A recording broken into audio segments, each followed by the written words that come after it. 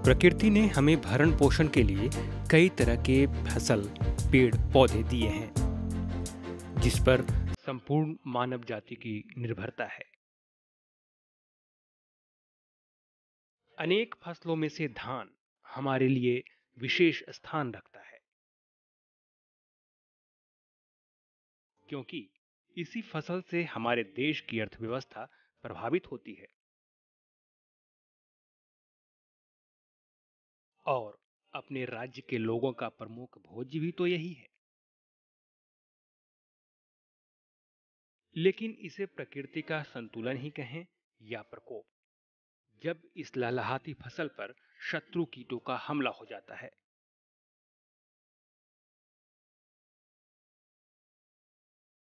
अगर समय रहते इन कीटों की पहचान और निदान न की जाए तो अच्छी फसल की उम्मीद लिए किसान भाइयों को काफी निराशा का सामना करना पड़ता है।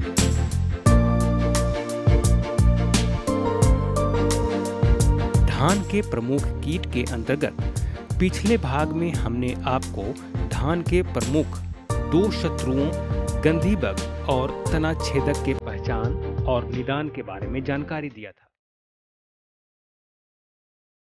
आज भी हम आपको कुछ और प्रमुख कीटों से निपटने के सटीक उपाय बताएंगे। इनमें से सबसे पहले आज हम आपको बताते हैं राइस हिस्पा के बारे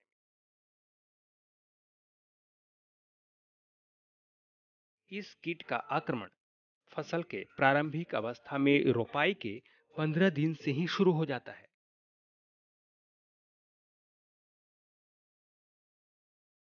जो कि 3 से 4 मिलीमीटर लंबे कांटेदार काले पौड़ पत्तियों के ऊपरी सतह पर स्थित क्लोरोफिल को खाकर पूरी तरह से सफेद बना देता है। इसके बाद केवल निचली पर्णभित्ति शेष रह जाती है। इसके ग्रब पत्तियों के ऊपरी और निचली पर्णभित्ति के बीच में सुरंग बनाकर क्लोरोफिल को खा जाते हैं, जिसके कारण हरी भरी दिखने वाली पत्तियों पर सफेद चकत्ते बनने लगते हैं। इस वजह से पौधों में क्लोरोफिल के अभाव में भोजन बनाने की क्षमता कम हो जाती है। अपनी संख्या को बढ़ाने में ये कीट खूब माहिर है।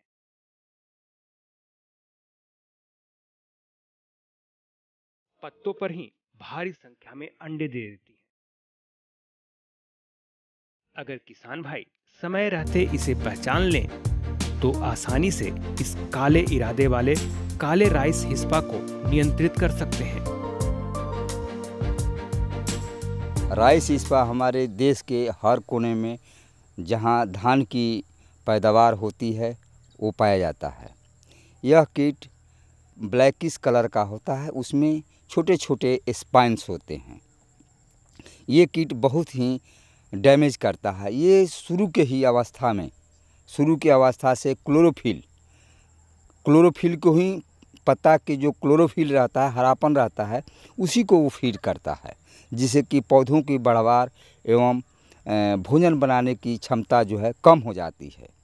यह कीट शुरू की अवस्था में पत्तियों पर अंडा देता है। करीब 55 से 100 अंडा अपने लाइफ में एक फीमेल लेइंग करती है। वह अंडा 4 से 5 दिनों में फूट जाता है, जो हम ग्रब के रूप में आ जाता है। वह ग्रब 1 वीक तक, 1 सप्ताह तक फीडिंग करते रहता है। इसके दोनों डैमेज करते हैं, ग्रब और एडल्ट दोनों ही डैमेज करता है। इसकी टोटल लाइफ साइकिल 22 से 25 दिन होती है। यह शुरू की अवस्था से ही जैसे 15 से 20 दिनों की धान लगता है और लास्ट तक इसको क्लोरोफिल को फीड करते रहता है। वो शुरू की अवस्था में हम देखते हैं कि पौधा जो है सूखने की अवस्था में होता है, टोटल ही क्लोरोफिल को खा जाता है, इसलिए वो टोटल सूख जाता है पौधा।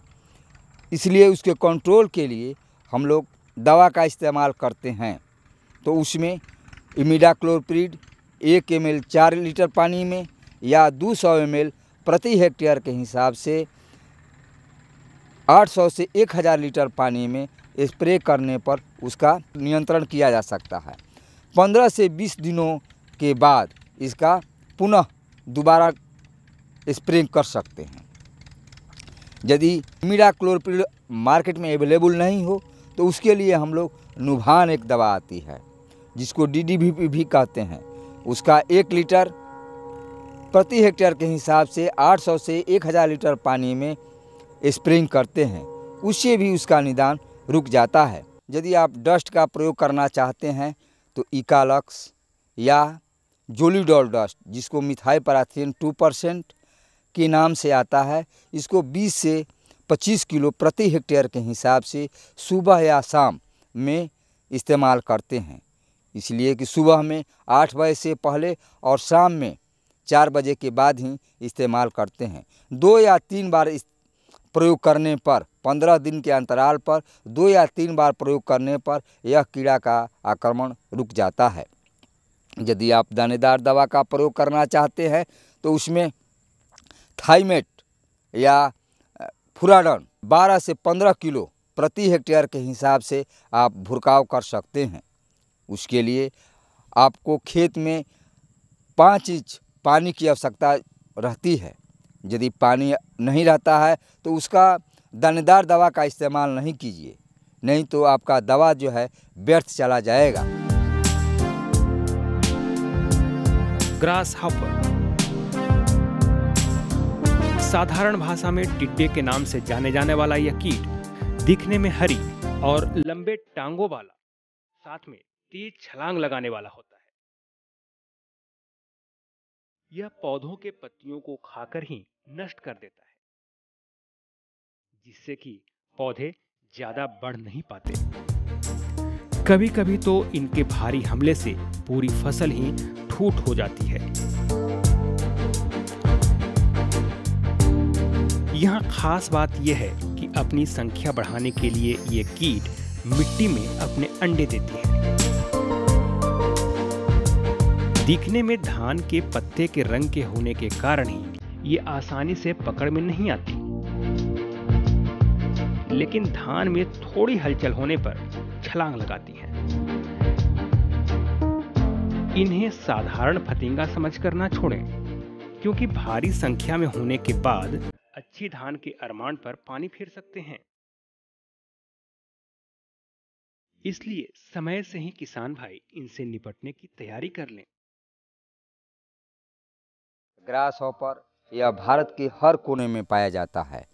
बिहार में जहाँ धान का ग्रोइंग किया जाता है, धान उगाया जाता है, इसका कीट का आक्रमण ज़्यादा होता है। यह धान के अलावे मक्का, मेज, सोरगम, बाजरा आदि पर पाया जाता है। इसका आक्रमण करीब शुरू की अवस्था में जब निम्स बनता है तो वो ब्राउन कलर का या ग्रीनिश कलर का होता है। यह कीट बहुत ही बड़ा होता है। यह कीट पौधे के पत्तियों को ही खाकर नष्ट कर देता है, जिससे कि बढ़वार एकदम रुक जाती है।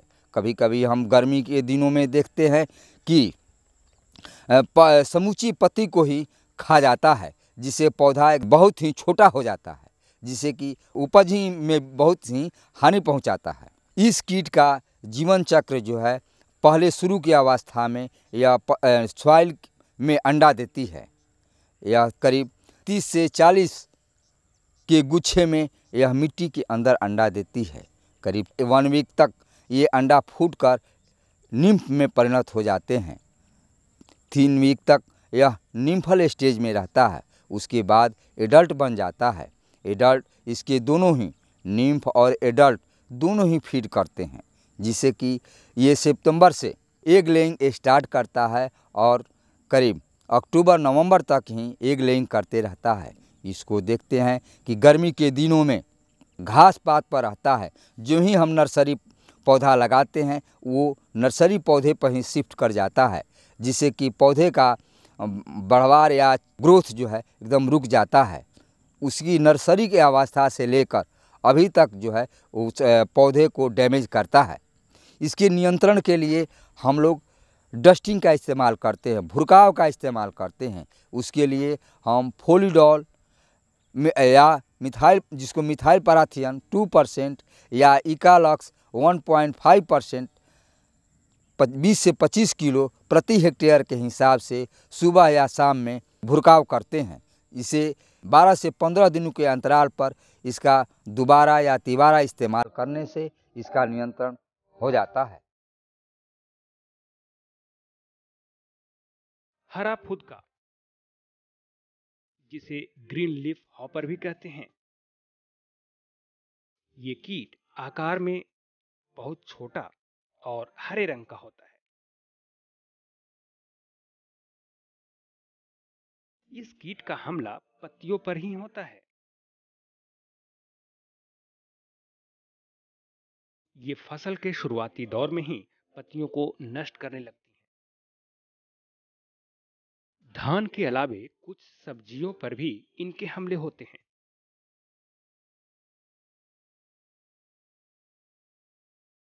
इसके हमले से भी पौधे की बढ़वार रुक जाती है। किसान भाई इसे छोटा समझकर भूल न करें और इसे गौर से पहचान लें। अगली बार जब भी आपके खेत में बढ़ता हुआ दिखाई दे तो निपटने की पूरी तैयारी कर लें। यह बहुत ही छोटा कीट होता है। इसके हरा रंग का और पीछे बैक साइड में, जिसको एब्डोमेन कहते हैं, वो काले रंग का रहता है। यह कीट पत्तियों को खा जाता है, जिससे कि पत्तियां शुरू की अवस्था में जब इसका प्रकोप होता है, ये पत्तियों को नष्ट कर देता है। ये धान के अलावे कॉलीफ्लावर, कैबेज आदि पर इसका प्रकोप होता है। यह कीट शुरू में अवस्था में लगता है तो पत्तियों को ही नष्ट कर देता है, जिससे कि टोटल जो है पत्तियां ख़त्म हो जाती हैं और पौधों का ग्रोथ रुक जाता है। ये पत्तियों पर गुच्छे में अंडा देती है। करीब 30 से 40 पर गुच्छा अंडा देती है। 55 से 100 अंडा अपने लाइफ में एक फीमेल अंडा देती है। ये 3 से 5 दिनों में अंडा फूट जाते हैं, जिसको हम निम्फ में परिणत हो जाता है।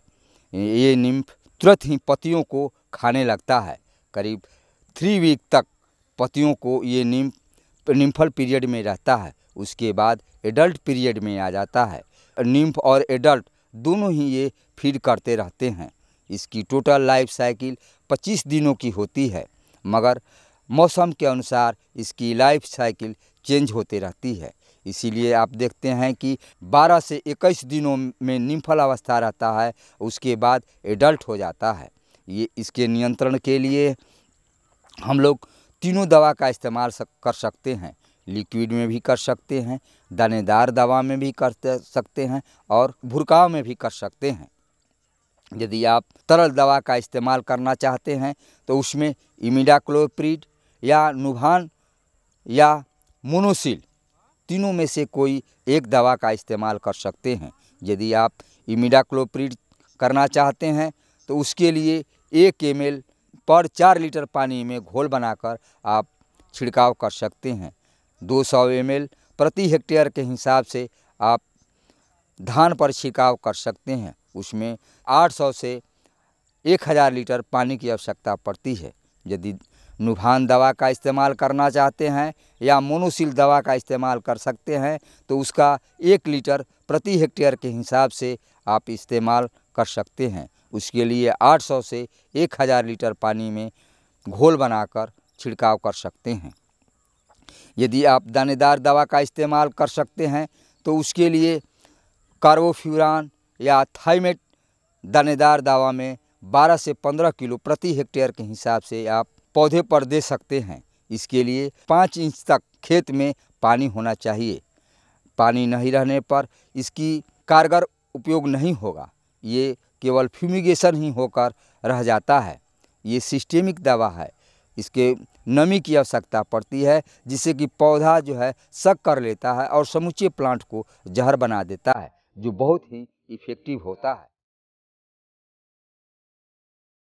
अब बात भूरा और सफेद फुदका के बारे में, जिसे ब्राउन या व्हाइट लीफ हॉपर भी कहते हैं। लगभग 3-4 मिलीमीटर लंबे, भूरे और सफेद रंग के फुदके दिखने में माहू जैसे लगते हैं। इस कीट के निम्फ और वयस्क दोनों ही पौधों के कोमल तने से चिपककर पौधे के रस चूसते हैं। इनके प्रकोप से पौधा पीला पड़कर सूखने लगता है। अगर इन फुदकों के प्रकोपित फसल में जाएं, तो धान में जरा भी आहट होने पर छिटक कर दूसरी जगह बैठ जाते हैं। इसके प्रकोप से पौधे सूखते नजर आते हैं। कभी कभी तो नन्हे दिखने वाले ये दुष्ट फुदके पूरी फसल को ही चौपट कर देते हैं। ब्राउन प्लांट हॉपर ये तमिलनाडु, बिहार, उड़ीसा, बंगाल, अन्य राज्यों में जहां धान की खेती होती है पाया जाता है। यह कीट उजले रंग का भी शेप का आकार का होता है। ये जहां तना रहता है उसके ही अंदर में छोटे छोटे ब्राउन रंग के कीट होते हैं। ये कीट आप रास्ता में चलेंगे तो उड़ते रहते हैं, जिसको हम लोग बीपीएच के नाम से, ब्राउन प्लांट हॉपर के नाम से जाना जाता है। यह कीट करीब 100 से 124 अंडा अपने पत्तियों या स्टेम के, जो जहाँ स्टेम निकलता है या जहाँ पानी समाप्त होता है उसके ऊपर अंडा देता है और उसके ही अंदर में वो छिपा रहता है।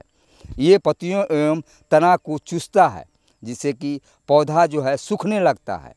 यदि इसका आक्रमण अधिक होता है तो समूचा ही खेत भूरा रंग का सूख जाता है। ये देखते देखते समूचे पौधा ही सूख जाता है, खेत के खेत ही सूख जाएगा।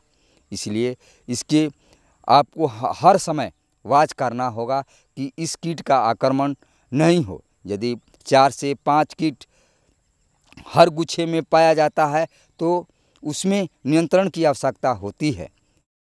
यह अपने लाइफ में 100 से 124 अंडा देती है। ये अंडे तुरंत ही फूटते हैं, जिसे 5 से 8 दिनों में ये अंडा अपने फूट जाता है। ये निम्फल पीरियड में आ जाता है। ये करीब 3 से 4 वीक तक निम्फल पीरियड में रहता है। यह दोनों ही निम्फल और एडल्ट दोनों ही पत्तियां एवं तना दोनों को ही चूसता है, जिससे कि पौधा जो है सूख जाता है। इसका आक्रमण जब धान फूटने की अवस्था में है उस समय इसका आक्रमण ज़्यादा पाया जाता है। उस समय आप कोई भी तरल दवा का इस्तेमाल कर सकते हैं। उसके लिए आप तरल दवा का इस्तेमाल करना चाहते हैं तो उसके इमिडाक्लोप्रिड 200 ml प्रति हेक्टेयर के हिसाब से 800 से 1000 लीटर पानी में इस्तेमाल कर सकते हैं। ये कोशिश रहना चाहिए कि पत्तियों, स्टेम और या पत्तियों पर निचली पोर्शन पर दवा का इस्तेमाल करें, जिससे कि वो कीड़ा जो है मर जाता है। यदि आप दूसरी दवा, एसीफेट दवा का इस्तेमाल करना चाहते हैं तो उसके लिए 500 ग्राम प्रति हेक्टेयर के हिसाब से 800 से 1000 लीटर पानी में घोल बनाकर छिड़काव कर सकते हैं। यदि आप दूसरा दवा न्यूभान या डीडीवीपी या भाइपोना के नाम से आता है, उसके लिए 1 लीटर प्रति हेक्टेयर के हिसाब से आप इस दवा का इस्तेमाल कर सकते हैं। ये तरल ही दवा ज़्यादा कारगर इसमें सिद्ध होता है। इसलिए आप ध्यान देंगे कि उसका नोजल जो है तना के अंदर जरूर जाना चाहिए, जिससे कि वो कीड़ा जो है मर जाए। सैनिक कीट, जी हाँ, आप सही सुन रहे हैं। लेकिन सैनिक के नाम से सुरक्षित महसूस न करें। ये आपके फसल के रक्षक नहीं हैं, बल्कि आपके धान के बालियों का भक्षक हैं। दरअसल इस कीट का प्रकोप तब बढ़ता है जब बालियां पकने लगती हैं। इसका नाम सैनिक इसलिए है कि ये सैनिक की तरह काफिले में चलते हैं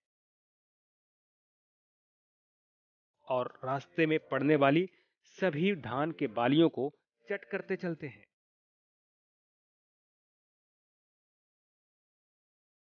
एक ही रात में ये सैनिक कीट धान के कई खेत को चट कर सकते हैं।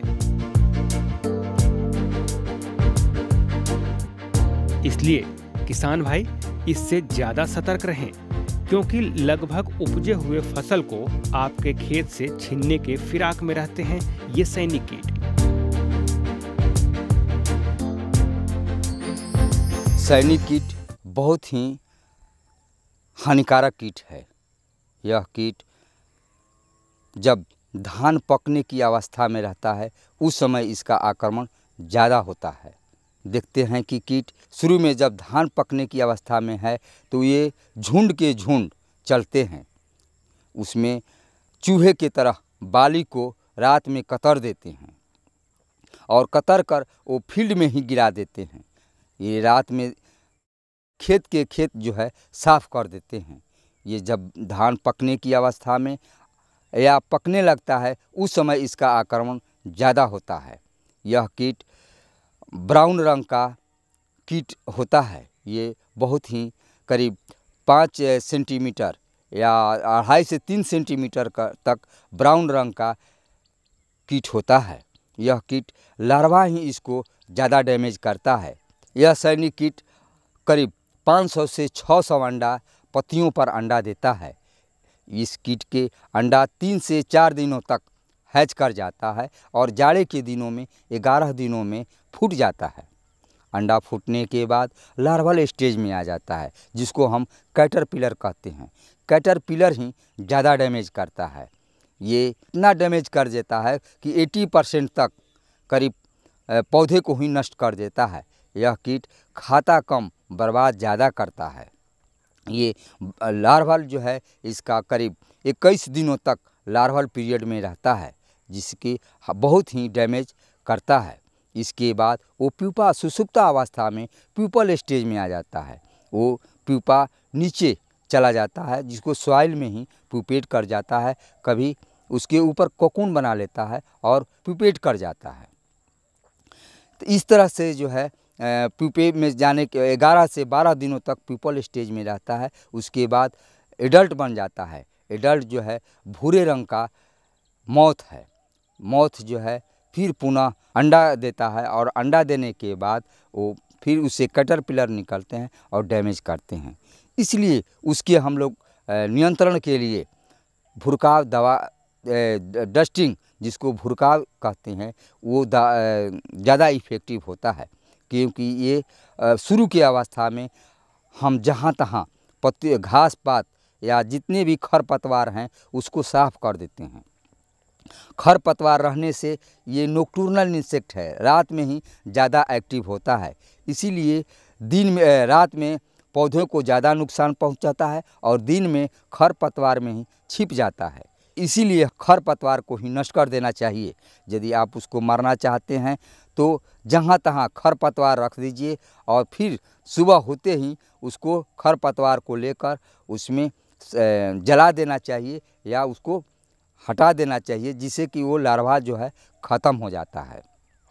दूसरा का हम लोग इस्तेमाल करते हैं भुरकाव का।